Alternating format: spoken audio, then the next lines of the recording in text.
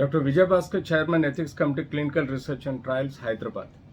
ఈరోజు మనం చర్చించుకునేది monkey pox virus. Monkey pox virus అన్నది ఈరోజు మనం కొత్తగా చూడడం లేదండి. కానీ ఈ కరోనా వైరస్ వాటి యొక్క ఉధృతి పాండమిక్ సిచ్యువేషన్ని బట్టి ప్రపంచమంతా అతలాకుతలమవుతున్న తరుణంలో ప్రతి వైరస్ గురించి మనం చర్చించుకోవాల్సి వచ్చింది. ఈరోజు మంకీ పాక్స్ అనే వైరస్ దాదాపుగా 21 దేశాల్లో ప్రబలుతుంది. అందులో అది వైడ్ స్ప్రెడ్ని కొంత మేరకు భయాందోళన సృష్టిస్తుంది. కరోనా ఏదైతే దశల వారీగా మనం థర్డ్ వేవ్లో ఎంతైతే వృద్ధి చూసామో థర్డ్ వేవ్లో తగ్గుముఖం పట్టింది.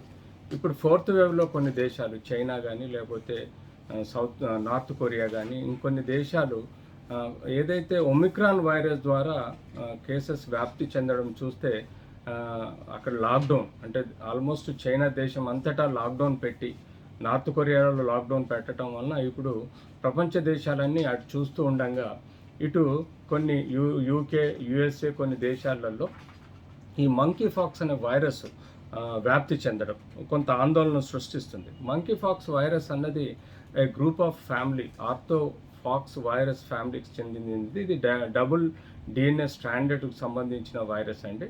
ఈ వైరస్ గురించి పెద్దగా ఆందోళన చెందాల్సిన అవసరం లేదు. కానీ ఇంటర్నేషనల్ ఫ్లైయర్స్ ద్వారా ఈ ఇన్ఫెక్షన్ స్ప్రెడ్ అవ్వడం దేశాలు దాటి ఒక ఎండమిక్గా తయారవడం వల్ల దీనికి కొంత ఆందోళన సృష్టిస్తుంది. సో ఈ మధ్యకాలంలో మనం టొమాటో వైరస్ అని కేరళలో చూసాము.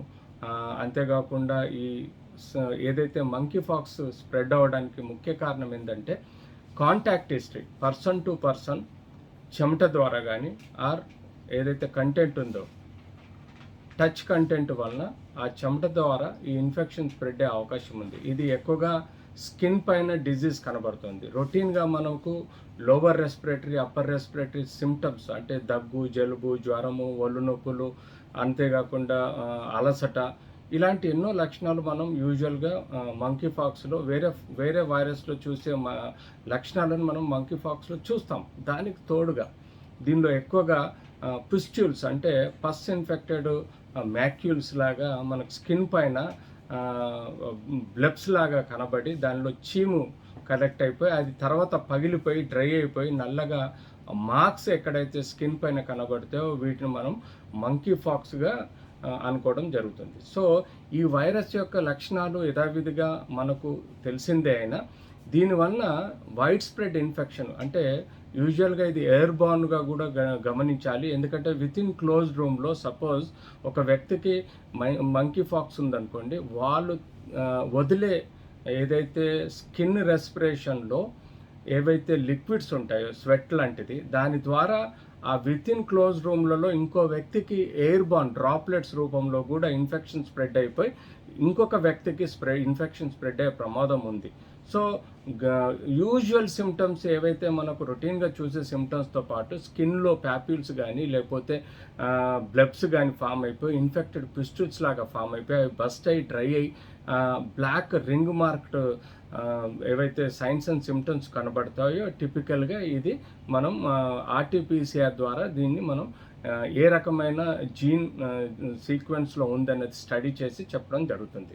సో దీని గురించి మనం ఇంకా తెలుసుకోవాలనుకుంటే క్లినికల్గా సిమ్టమ్స్ జీనోమ్ స్టడీ ద్వారా వైరస్ యొక్క జీన్ సీక్వెన్స్ స్టడీ చేయడం, అంతేకాకుండా దీనికి వైద్యం అన్నది బేసిక్గా యాజ్ సచ్ ఇప్పటివరకు కన్ఫర్మ్డ్ వైద్యం లేదు. కానీ యథావిధిగా మనకు స్మాల్ పాక్స్ వ్యాక్సిన్ కానీ లేకపోతే యాంటీవైరల్ డ్రగ్ కానీ అంటే రొటీన్గా మనకు ఇప్పటివరకు మార్కెట్లో ఉన్న యాంటీవైరల్ డ్రగ్స్ రిట్రోవైరల్ డ్రగ్స్ కానీ ఇవ్వటం వలన దీని యొక్క ఇన్ఫెక్షన్ని కంట్రోల్ చేసే అవకాశం ఉన్నది.